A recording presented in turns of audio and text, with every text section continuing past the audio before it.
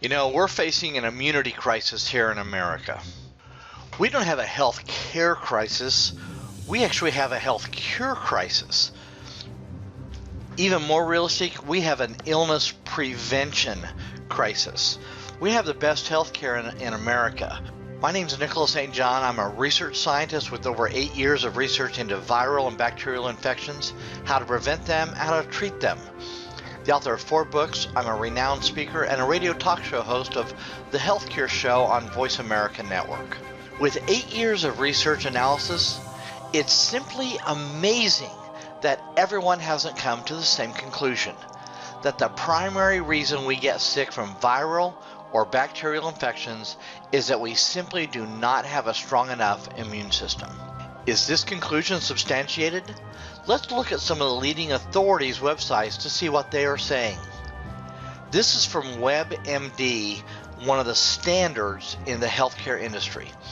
Here they say, the immune system can recognize millions of different antigens, and it can produce what it needs to eradicate nearly all of them. When it's working properly, this elaborate defense system can keep health problems ranging from cancer to the common cold at bay. Here's what the CDC says. Recovery from Ebola depends on ... and the patient's immune response. In other words, it's based on whether you have a strong or a weak immune system. Not invented here, guys. I mean, the National Institute of Health. Individuals who are 50 years of age or older, and individuals who have a weakened immune system. That's who's susceptible to West Nile virus and what it causes, which is called encephalitis. Here's a Mayo Clinic. Those who have a weakened immune system, again, this is talking about who can get infected from West Nile virus. Adults older than age 50 are at higher risk of infection. Those who have a weakened immune system. E-Medicine Health. It can be a very severe occurrence for those with weakened immune systems and the elderly. Here's some more. Epstein-Barr virus. People with compromised immune systems may develop more symptoms from EBV infection. About malaria. People who have a weakened immune systems can get seriously ill from malaria. For another pertussis virus, talks about warning people with a weakened immune system. Also, pneumonia. Problems with the immune system. Yellow fever. CDC recommends delaying your trip until your immune system is strong enough for you to have the vaccine. So even to get a vaccine that works, you need to have a strong enough immune system. So I think you're starting to get the idea here. It's a bit cryptic, so in case you haven't unraveled it, here it is in plain non-medical terms. If you have a weakened, weak, compromised, or suppressed immune system, you are vulnerable to those illnesses, and they can become adverse and even cause death. In my words, if you do not have a strong enough immune system, you can get sick. Again, WebMD, the immune system can recognize millions of different antigens, and it can produce what it needs to eradicate nearly all of them. When it's working properly, this elaborate defense system can keep health problems ranging from cancer to the common cold at bay. That's pretty strong stuff coming from WebMD. So to try to not get sick, we need to strengthen our immune system, right? Well, it stands to reason. Okay, so to put this into perspective, let me ask you a few rhetorical questions. Is it better to learn to be a good driver, or, oops, become friends with a good body shop? Better to learn how to swim, or help, hope a friend learns CPR? I doubt anyone opts for the second part of those questions, but obviously they're rhetorical, right? Yet that is exactly what we do when it comes to our health. So which is better?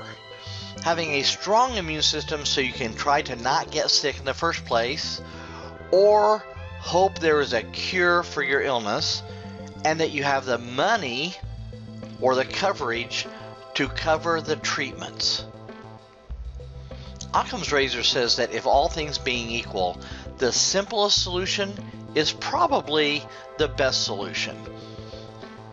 Isn't the simplest solution to simply not get sick in the first place? Duh. So why isn't there more research and instruction on prevention? Good question, huh? When investigating a case, investigators tell you to follow the money. So is there more money made in the few dollars it takes to strengthen your immune system or treatments? Let's look at the West Nile virus, which causes encephalitis, and how they treat it. Okay, this is a hard picture to look at, guys. I mean, I put it on here on purpose because I want you to think about this very, very hard. This is a 12-year-old girl, had a compromised immune system from birth. She was out playing like all 12-year-old kids do, and she got bit by a mosquito that was infected with West Nile virus. As a result, she had an adverse effect to it, which caused encephalitis. Encephalitis is a swelling of the brain. Now, it can cause tremors and all kinds of bad things to a little 12-year-old girl. In this picture, you see her on a ventilator. You see her with a feeding tube that's been put down her mouth and into her stomach. You have IVs for fluids. They also have her hands and feet are bound for a couple of reasons. One, she was having tremors caused by the encephalitis, and because she could pull the feeding tube when she was conscious, she pulled the feeding tube out. I followed this case on a forum for months and months and months, and I felt so bad for the mother who sat next to her daughter for 7 months in this condition, with the doctors essentially saying, "We're sorry, there's nothing we can do about it other than make her comfortable." And so essentially the treatment is supportive care, making her comfortable, and until she either recovers or she dies. I would hate for anyone else to have to go through this when it wasn't even necessary. Okay, now she is recovering. She is recovering some, but she's still in a wheelchair. The family is basically bankrupt, and they're trying to raise enough money to put her through therapy so she can learn to walk again.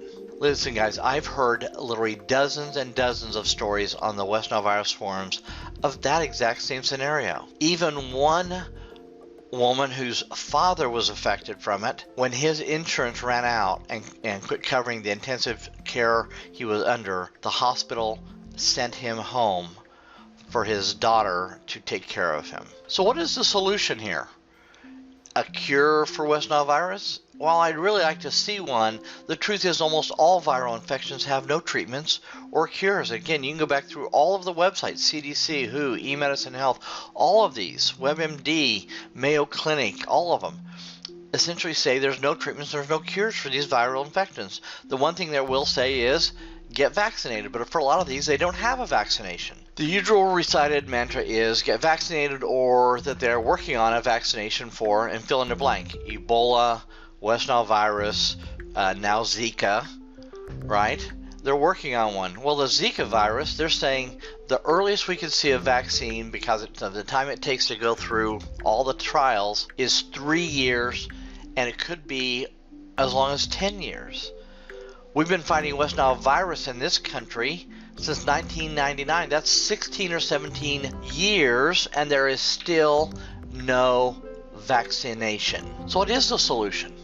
Okay, the simplest solution is to not get sick in the first place, right? It's prevention. I know that people talk about this, but most of the times they're just kidding, guys. So what do the authorities tell you to do to reduce your chances of getting West Nile virus, or really most of these viral infections? Okay, when it comes to West Nile virus or Zika or dengue fever, which are all carried, or malaria, any of these that are carried by mosquitoes, they tell you to wear long pants and long sleeve shirts during the hottest months of the year. Hello, what planet are they from? Don't go outside to play during dawn or dusk. And now with the Zika, which is carried by the Aedes aegypti mosquito, which is the daytime biting mosquito, now you can't play outside from dawn until after dusk. Well, no one's going to do that. No, people are just not going to stay inside.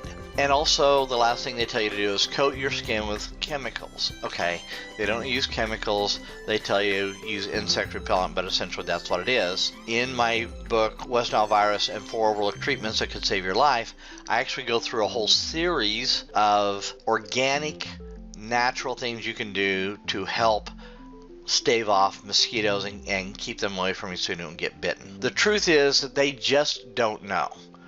All right, here's the CDC website. No vaccine or specific antiviral treatments for West Nile virus infection are available. WebMD. There is no treatment for West Nile. Essentially, your body just has to fight the infection on its own, which means what? It's dependent on your immune system. Mayo Clinic. There's no direct cure for encephalitis or meningitis, but you may have supportive therapy in a hospital with intravenous fluids and medicines to prevent other types of infections, in other words, secondary infections. Here's another one, Healthline. West Nile virus does not have a medical cure. All right, that's enough. Here's another one.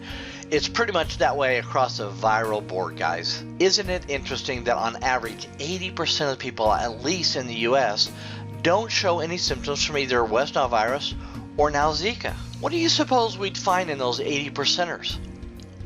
A strong immune system? Perhaps.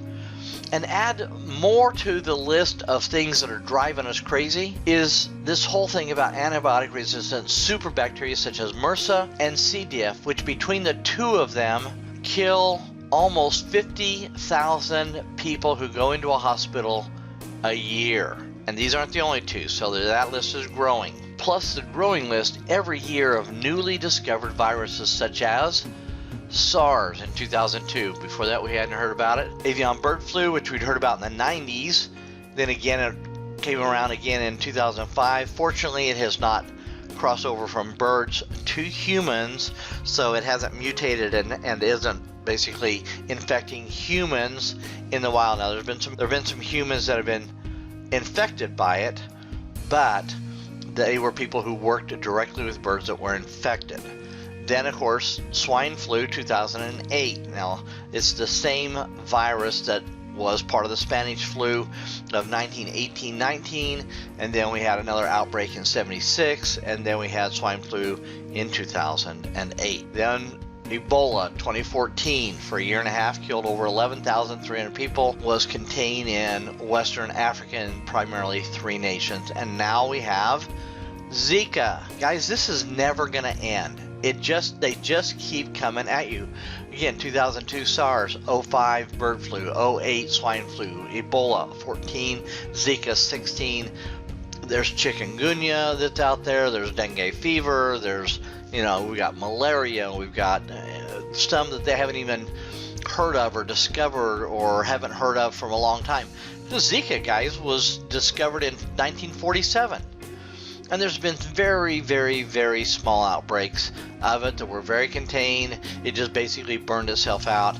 There was a kind of a major outbreak 2 or 3 years ago, and now it's a huge outbreak for some reason in Brazil, and it's working its way through South America and Central America and on its way into North America. There's always going to be the next major outbreak that will destroy most of mankind on this planet, much in the same way that the plague did, which I understand the plague is a bacteria, not a virus, but nonetheless, as the plague did in the 1340s and the Spanish flu did in 1918-1919, an estimated 50 million people died from the Spanish flu. While the medical community is playing with virus mutations to attack cancer cells. What could possibly go wrong with that? It makes for great movies and television like 12 Monkeys. I mean, Bruce Willis sending him back in time, trying to stop a virus that they were experimenting with that got out of hand and killed off most of the world's population. Well, now it's been made into a series on Sci-Fi. Now, I love the series. I love the movie. I mean, it's got some great action and, it makes you think and all that stuff. But these viruses really do mutate, something they're playing with. You could have those kinds of scenarios. Let's look at another one. The Last Ship. Again, I love the series. But to send a scientist up to the Great White North and the Arctic to comb through hundreds and hundreds of thousands of square miles to find the primordial strain of this virus. One is so improbable it's not even funny, so I'm glad they put it in the script that she found it. And second, what if on their way up they found out that there's a nutrient, a simple nutrient, that if you increased it in your diet or you took it as a supplement, it would have stopped the outbreak of this virus from the last ship episode. And on their way up, the captain gets a call saying, your orders have been canceled. We found out that we can stop this thing in its tracks because we found a nutrient that's powerful enough to stave off most viral bacteria, and it's working. So come on back. The last man on Earth. Again, a virus wiped out. They pick a virus because really we don't have much we can do for it from their perspective. What about outbreak? I mean, here is Dustin Hoffman looking for this monkey that's the carrier so he can get the antibodies because his ex-wife Renee Russo, who is a doctor treating these outbreaks, gets infected and she's going to die. So he's furiously looking for this monkey that's the carrier. Fortunately, again, it was in the script and he found the monkey in time to generate the antibodies and a vaccine and a treatment that would save his ex-wife. And in turn, he saves the town, while the army is just going to bomb this thing into obliteration and kill the virus. He didn't want that to happen, and so Dustin Hoffman stops it and manages to bring the cure. Again, it makes for great movies. Again, Contagion was developed to kind of stir the awareness and to scare you, telling you don't have to be scared anymore. Also, episodes of Scorpion and Bones, both of them have dealt with viral infections, and it took the super geniuses to figure out how to create an antibody to save the person that it would have been genetically designed for. Okay, so they're just, again, they make for great TV, but in real life, guys, it's miserable. Especially if you see someone like what Dustin Hoffman did, where watching his wife deteriorate from this horrible virus, having nothing you can do normally. There's not a vaccine, there's not a treatment, unless you can find the antibodies of the carrier of the originating, the monkey that had it. All right, so it's just miserable. But I'm telling you, it just seems like it's a never-ending battle. So should we hope the authorities develop a cure or treatment or yet another vaccine, or hopefully find the fruit bat that carried Ebola, so see about they've got the antibodies in it, or the monkey like they did an outbreak? I mean, those are our options, right? If we're going to wait for the authorities to find a way to help us. Or are we just going to simply resign ourselves to the inevitable demise that viruses or superbugs are eventually going to kill all of us? I say no. There are things you can do to build your immune system, to strengthen your immune system, boost your immune system, that can change all that and put you back in charge of your health and your health care. It's almost like someone wants us to live in this perpetuated state of fear. I believe you don't have to live in fear at all.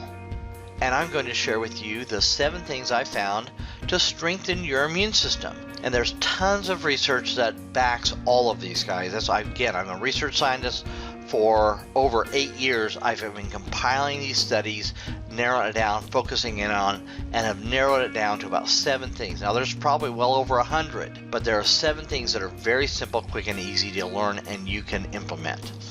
First, let's see what the authorities tell us to do to strengthen our immune system, okay? Here's the first one, big one. First one on almost all the lists. Get 8 to 9 hours of sleep every night. All right, that sounds like a good idea. Most of us just can't do that. Our schedules are way too hectic. Our jobs, we're working too long, not enough time with the family, and by the time you get wound down and asleep at night, you're not getting 8 to 9 hours of sleep. Well, I agree with this. It's not enough. Next is to relax more and learn to have less stress. Okay, I have no idea what planet these folks are on, because our society is just laden with stress every time you turn around. Next, eat fresh vegetables and fruit. And I agree with this, especially organic. The problem is, Even fresh vegetables and fruit from the store or even organic stuff only has a fraction of the nutrients they had just 50 years ago. You know what? That's pretty much it. A few others will include things like garlic and some mushrooms, stuff like that. But pretty much that's it across the board, those three things. You know what? That's pathetic. Well, there are probably hundreds of things you can do to strengthen your immune system. Many are hard to do, requiring a major lifestyle change or extremely expensive. So that's why I only picked 7. Here are the 7 things that are the easiest, quickest, and least expensive that most affect the strength of your immune system. Better sleep, and when I say that, it's not the more sleep, it's better sleep.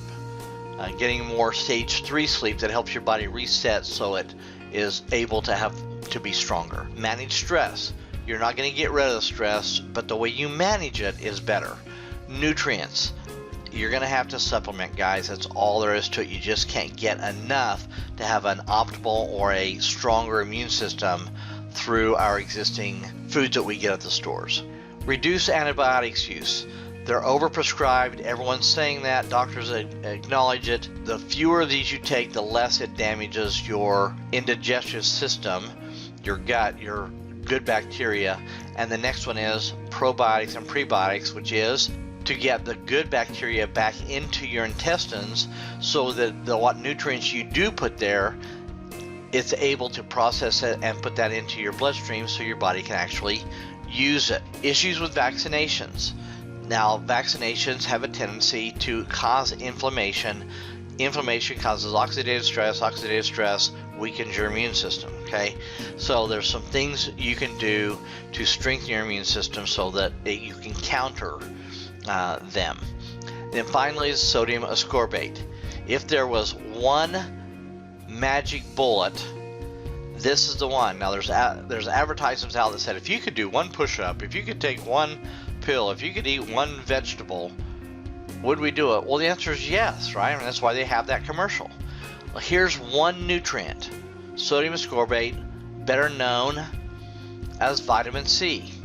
Now, sodium ascorbate is essential and is the foundation of our immune system. Emergency has probably put the use of vitamin C, which is 1,000 milligram dosages, as a way to treat the common cold or flu on the map more than everything else previously combined.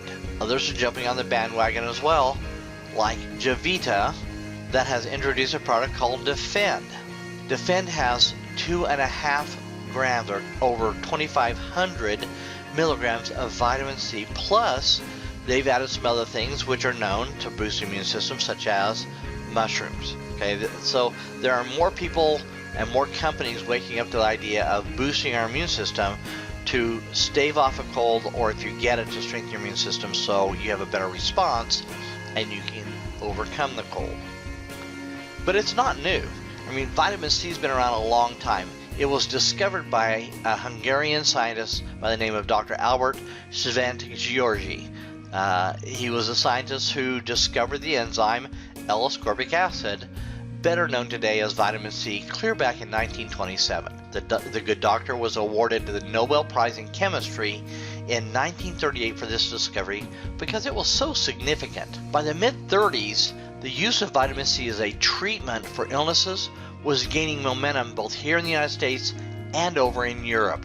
The pioneer is Dr. Frederick R. Klenner. He was a small-town doctor in Reidsville, North Carolina, was experimenting with vitamin C dosages with near miraculous results.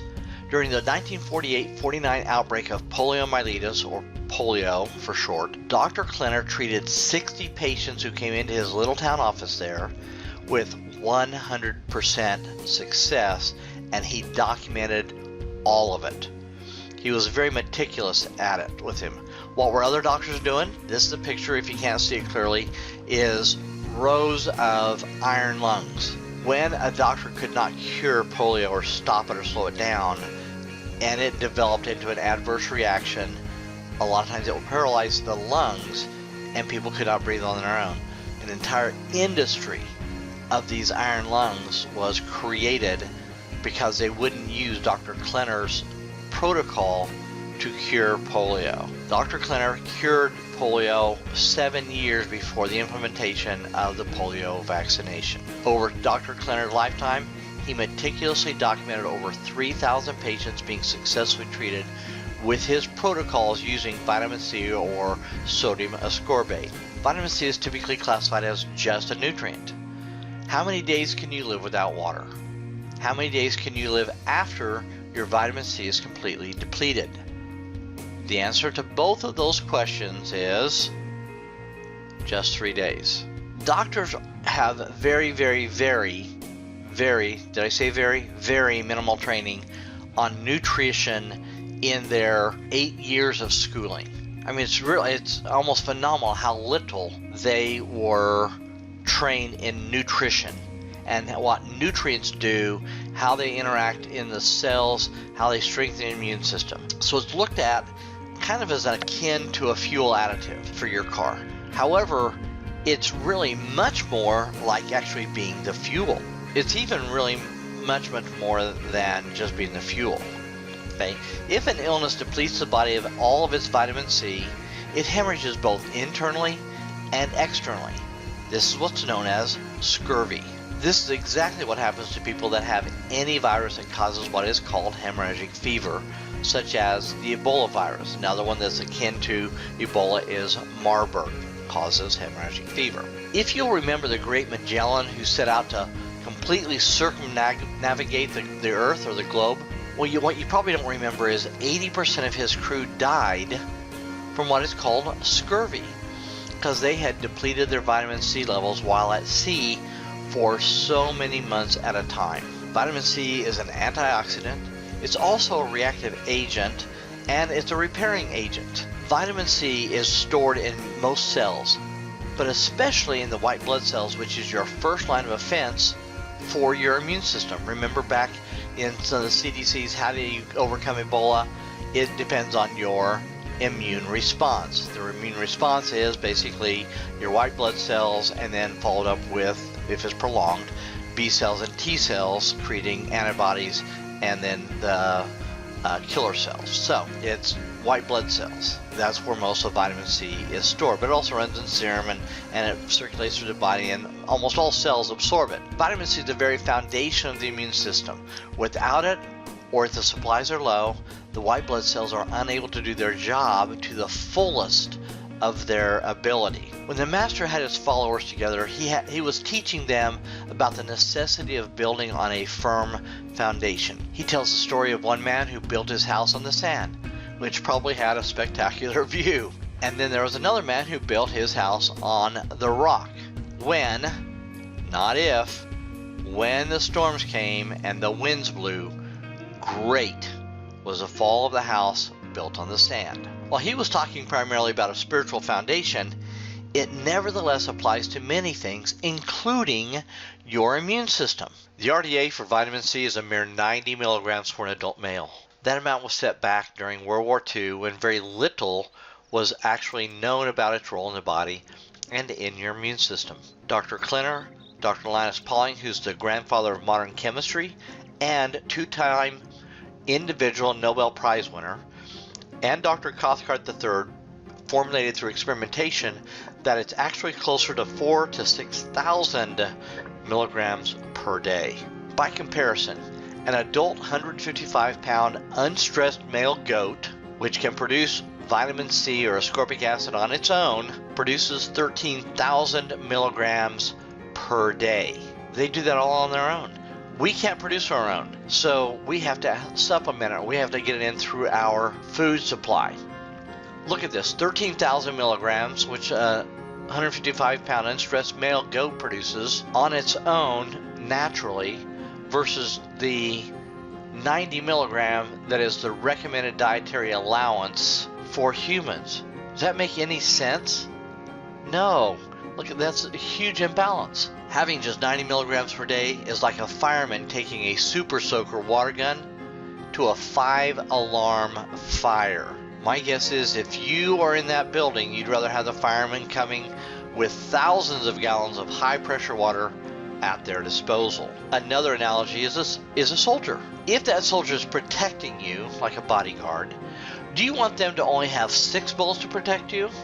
Which, obviously, this is better than, you know, the single-fire muskets of the Revolutionary War, but still, it's six bullets. Or would you rather have your bodyguard with an AR-15 assault rifle with 10 to 30 round magazine clips? I vote for the latter.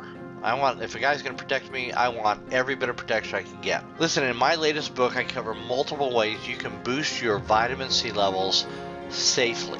When you get my book, The Immunity Crisis in America, you'll know exactly what to do that could reduce hospital and emergency room visits, saving you hundreds and possibly thousands of dollars, not to mention the agony of seeing your child sick and not being able to do anything about it. I don't want you to have to go through that, and you don't need to. Here's one guy, Mr. Alan Smith. He was stricken with H1N1 swine flu back in 2009. He, like the little girl that we saw before, is pictured here with an ECMO, which is a portable breathing apparatus, so he was on a ventilator. He's got tubes in him for feeding. He's got tubes for IVs, for fluids. He'd been in a coma for about 2 months in this picture, and his doctor had told the family to unplug him and let him die if he didn't improve over the next couple days. The family had heard about a megadosing vitamin C therapy that just might be able to save his life. So they asked the doctor to administer the therapy. That doctor refused. So they found a doctor who would. What was the outcome? This is Mr. Alan Smith just 8 days later. Let that sink in for a moment. Not 8 weeks, not 8 months, not 8 years. From the picture you saw before to this picture with megadosing vitamin C at levels that were sufficient enough to give his body the ability to have his immune system beat back the swine flu virus, this is a result of megadosing vitamin C. Was it a coincidence that he recovered?